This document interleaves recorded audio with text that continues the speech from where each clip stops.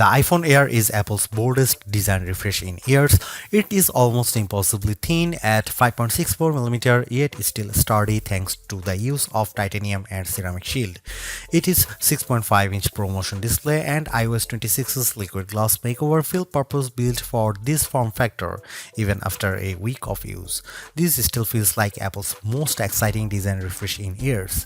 Battery life is solid, if not class-leading, and the single 48-megapixel camera limits flexibility, but for those who value design and portability above all else, it is sexy and stunning and maybe a new kind of pro.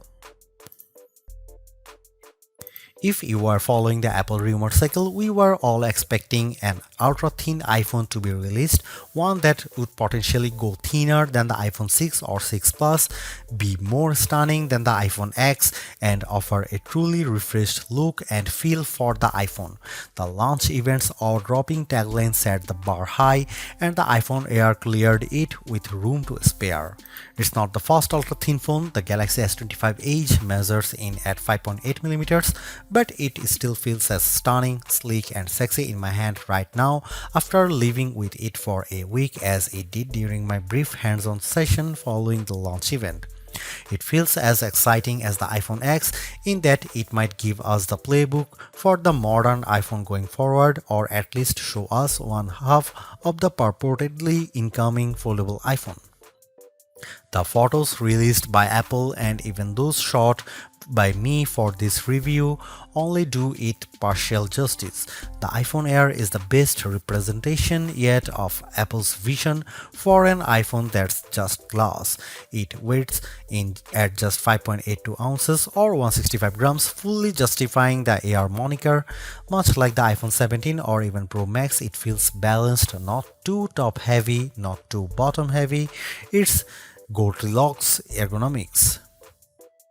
I don't know if I'd quite call it awe-dropping, but the thinness is the part that gets people excited.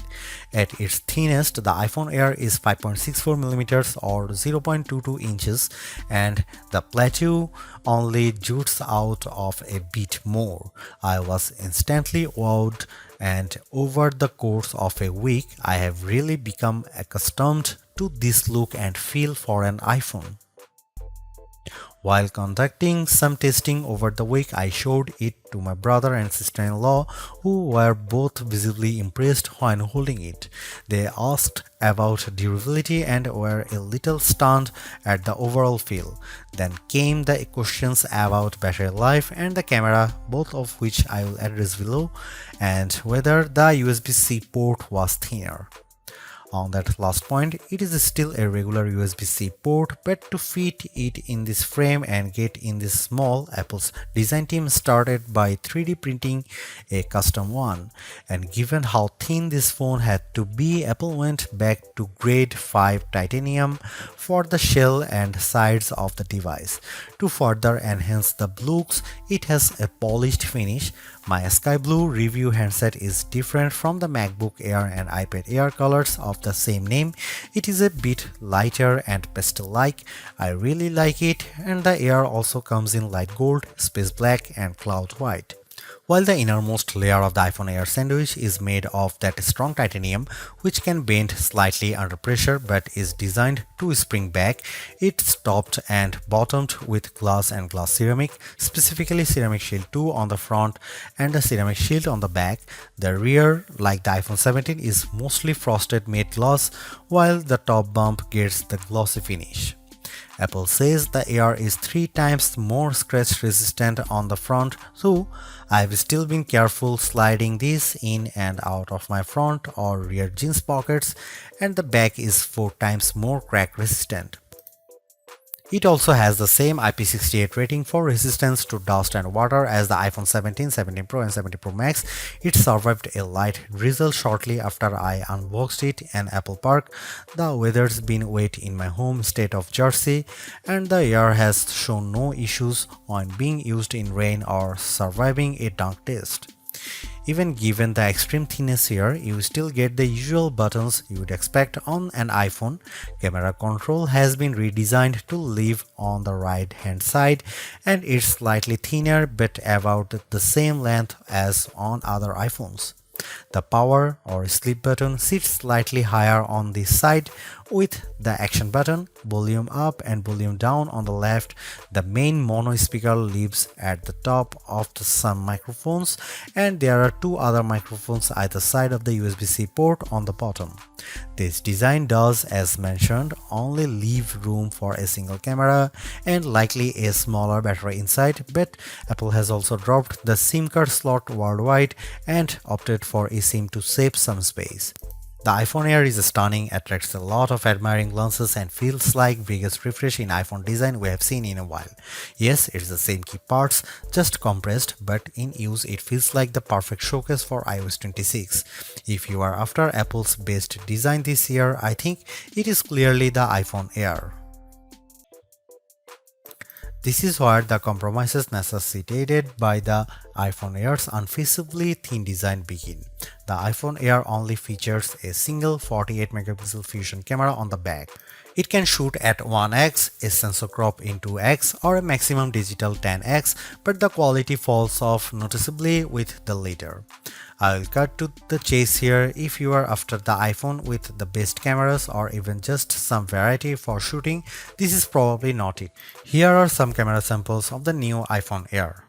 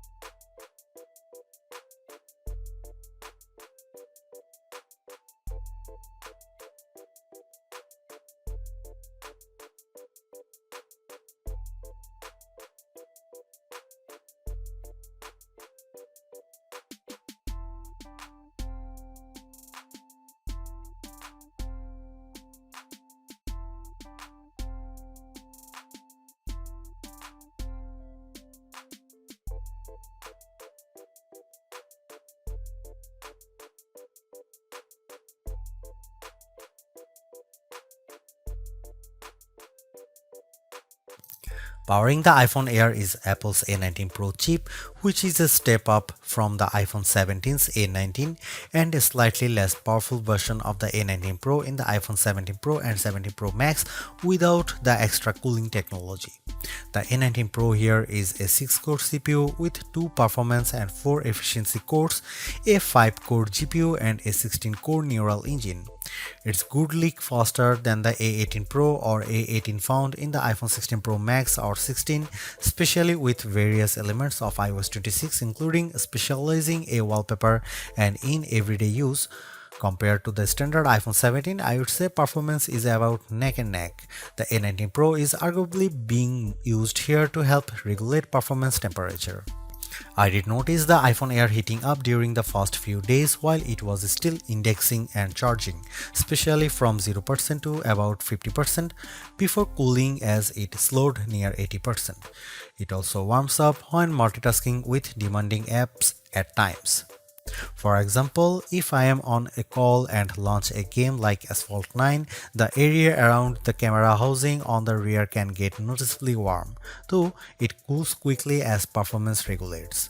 The heat doesn't spread below the Apple logo, and a case like Apple's bumper or clear option helps keep it from your fingertips. Keep in mind that basically all the components do live in the plateau, including the silicon, so it makes sense that the area does heat up. When it comes to non-gaming tasks, though, the iPhone Air handles everything well and delivers strong performance while keeping cool.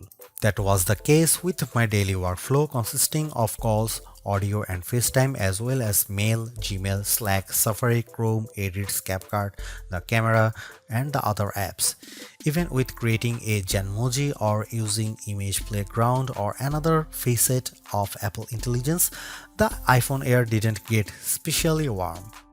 In terms of quantitative testing, the iPhone Air scored slightly higher than the iPhone 17 on Geekbench 6.5 at 3723 on single core and 9665 on multi-core.